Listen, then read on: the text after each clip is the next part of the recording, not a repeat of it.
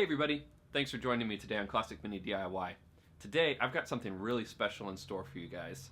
So as many of you know, 7 Mini Parts sponsors this channel, and what that means is they help provide me parts that I can install on my car, and I can show you guys exactly how to repair, fix, upgrade, whatever your Classic Mini. So I partnered up with 7 Mini Parts and we put together a parts and gift card giveaway. Now as you can probably see behind me, there are a bunch of really cool parts back here, as well as some gift cards. So what we'll be giving away is a nice set of these red coil spring conversion kits. So what it'll come with is an actual red coil spring that's going to replace the cones on your Mini, and it'll come with a set of 4 and a metal seat which connects to your trumpet. Now the kit that I'm going to be giving away does not include the high-lows. However, it does include everything you need to upgrade from those old tired cones and bring your Mini into the modern age and start using some coil springs. In addition to the coil springs, it does also come with bump stops for the front of your car, which will help prevent those springs from coming out if you have your car pretty lowered. Now, in addition to that, we're going to be giving away 3 gift cards. Each gift card is worth $50, and that gift card can be redeemed at their online store. However, you do need to be a US, Canada, or Mexico resident in order to redeem these. These prizes are not available to folks outside the United States. The spring kit, however, is available for people outside the United States, and I will be shipping this worldwide. I'll cover shipping and everything. It'll go right to your door and be ready for you to install on your Classic Mini. So what we're going to do today is get started on this project. I'm going to show you guys how to remove your old cones, and I'm going to be using a cone compressor, which is this tool right here, and this is what I'll use to pull those old cones out and make room for the new spring kit that I'll be installing on the car. Then in the second video, I'm going to be showing you guys exactly how to put your new spring kit in your car, and then how to make sure that everything's level if you have a high-low kit, and how to make sure everything's seated properly. So if you're interested in signing up for this giveaway, I do have a link to the sweepstakes in the description of this video. It'll also be in the description of the next video, which I'll be releasing in about a week. And the giveaway is going to be running until the end of April. So you have to get in all of your entries before April 30th. There's a few different ways you can enter, various social media shares, subscribing to the channel, things like that. And then I'll be drawing the names and sending out prize notifications, as well as announcing it on May 1st. So good luck to anyone who's entering the giveaway, and let's go ahead and head out to the car and get these old cones pulled out of the car. Alright, so as you can see, we are looking at the inside of your wheel well. I've already got the tire off, and we're looking at the shock absorber, the top arm, and the high-low, or the trumpet, on your car if you don't have high-lows. And this is some stuff that we're going to have to take apart in order to get the new springs in there. So how do we get all this apart? Well, let's go ahead and start off with the shock absorber. The shock is connected with one bolt right on the front here, and this side right over here is towards the front of the car, and this towards the back. So we're going to take the nut off of the shock absorber and then kind of just wiggle the shock off so the whole suspension system can kind of lower down and sit at its lowest point.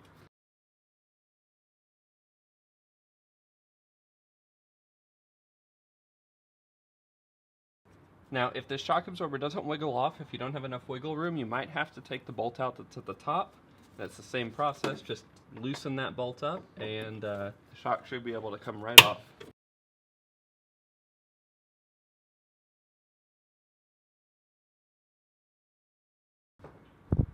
Alright, so now as you can probably see, when I took that off, the suspension system lowered down a little bit more, and that's going to allow me to get up in here and take this cone out. Now, before you get started on this job, you're going to want to take a look right here. You'll see a small hole on my car, and what was there was the old bump stop. Now, a bump stop, which you can see here, this is the old one, sits underneath this top arm and prevents the top arm from going down too much when you go over a big bump and you don't have a lot of pressure on your suspension, or if your wheels become airborne, such as jacking up your car or going over any crazy sick jumps. So before we can actually get those cones out, we have to take that bump stop out so that the whole suspension system can droop down as far as it needs to. Now, the next thing we're going to do, if you have high-lows, is to take a look at this screwed threaded area here, and we're going to need to loosen this as far as it can go, and then screw this all the way back into that high-low so this becomes much smaller.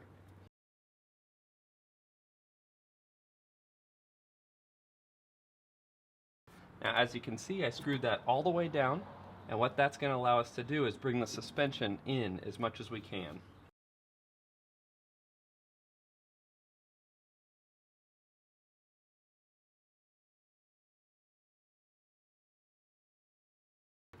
Alright, so now we're done with our first steps. Next we're going to move up to the top in the front of the car, and we are going to put that cone compressor down in there and start compressing that cone so that we can pull this trumpet out and get to all the suspension components up in there.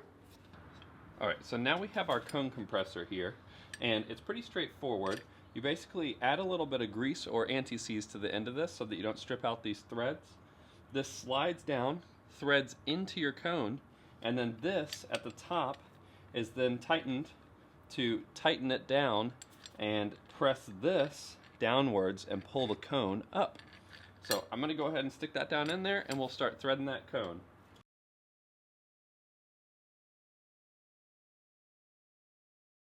Now if you have any trouble connecting to that cone, just make sure that you have anti-seize on those threads, and there's an Allen key up here if you need to tighten that down and hold it while you're tightening this to move your cone up.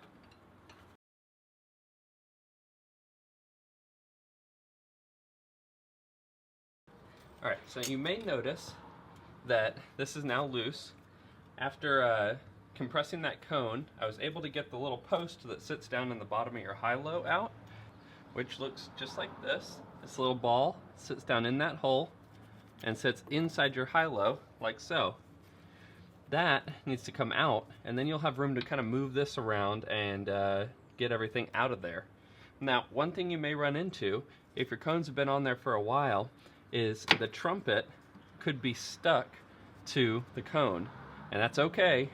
It's just this process is going to be a little bit more difficult because now you're going to have to get this free. What I'm going to try and do is use a heat gun to heat up this rubber, and then I'm going to try and pull that out. I probably could get it out with some prying and yanking, but I'd rather save my energy for the rest of this job. So let's get that heat gun and see if that'll work.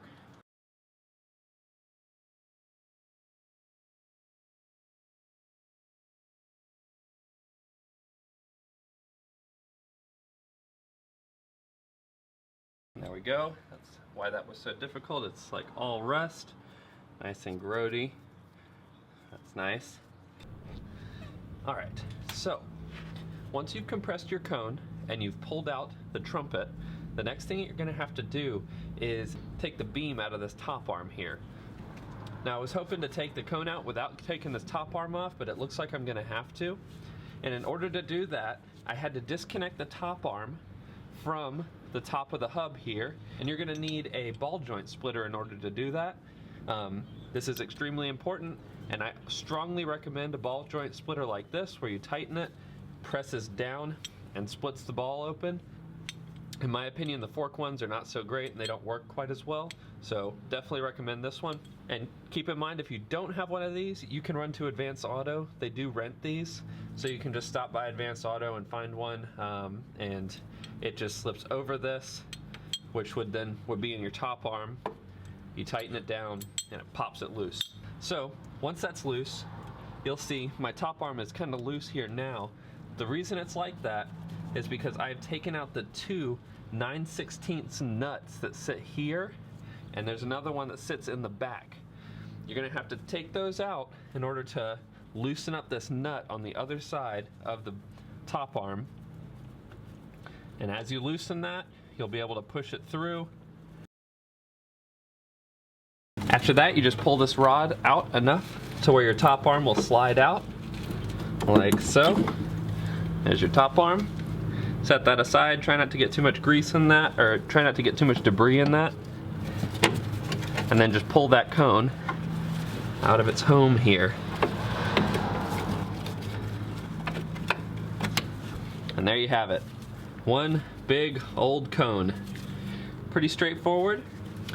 All you have to do now is do that on the other side, and then we'll move to the back. Alright, so once you're done with the front, we gotta move on to the back. So you may be thinking, wait a minute, I'm taking the cones or the springs out of my car. Why am I looking at the trunk? Well, the shock absorbers mount into the body of the car through a bolt that goes through and into your trunk.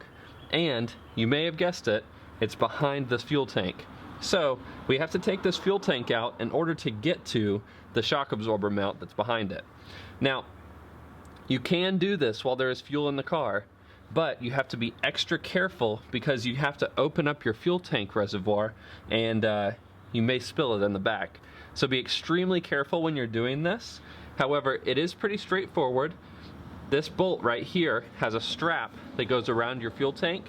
You simply loosen that strap and then just kind of wiggle your tank out after taking the fill cap off of your tank. So I'm gonna go ahead and do that.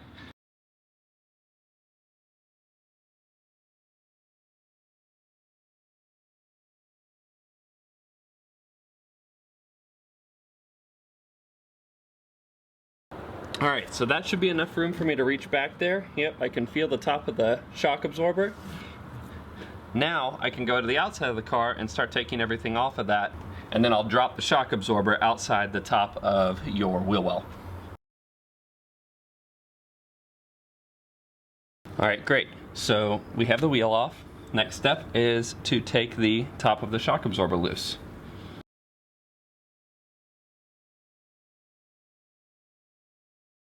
Alright, so once that shock absorber is dropped down, the next thing you'll have to do is bring this high-low in all the way, if you do have a high-low. If not, just make sure that this is all the way down, and it's also not kinking anything, stretching anything more than it needs to be stretched. Next thing also, you're going to want to make sure your parking brake's off. That'll allow this to come untensioned. As you can see, mine is currently on. And then we should get enough slack to be able to take all of this equipment out and replace it with our new stuff.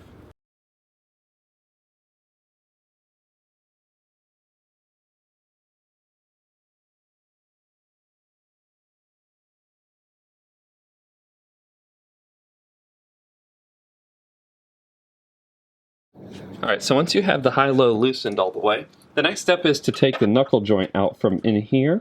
And the knuckle joint looks exactly like this. It sits on the bottom of this trumpet right here. And then you should be able to move your cone forward and just lift it all out. And then you're left with the beam here, which creates the connection point for your radius arm to your cone. And then you have your cone and your high-low. And then you're all done. So just repeat that step on the other side of your car, and then you'd be ready to put new cones in or put in a set of coil springs if you wanted to upgrade. Alright, that's it for part 1 of the spring conversion videos. If you have any questions, feel free to post them in the comment section below. This cone removal process can be a little frustrating and a bit annoying if you haven't done it before, and honestly, if you've done it before, it's still really annoying, trust me. If you have questions, post them in the comments section. I'll try and help you guys out. I tried to cover as much of it as I could, but I'm sure I missed something. So if you run into something you're like, oh my god, what am I doing? Just post a comment and I'll get back to you. Again, big thanks to 7 Enterprise for providing the coil spring conversion kit and the gift cards that we're going to be giving away. A reminder that that giveaway ends on April 30th. So the last day you can enter is April 30th, and I'll be doing a drawing on May 1st. I'm going to be installing these coil springs, and I should be posting that next video within the next week or so, and that'll be covering the whole installation process as well as the kind of adjustments to those high-lows and getting your car perfectly level. So other than that, enjoy those minis and motor on!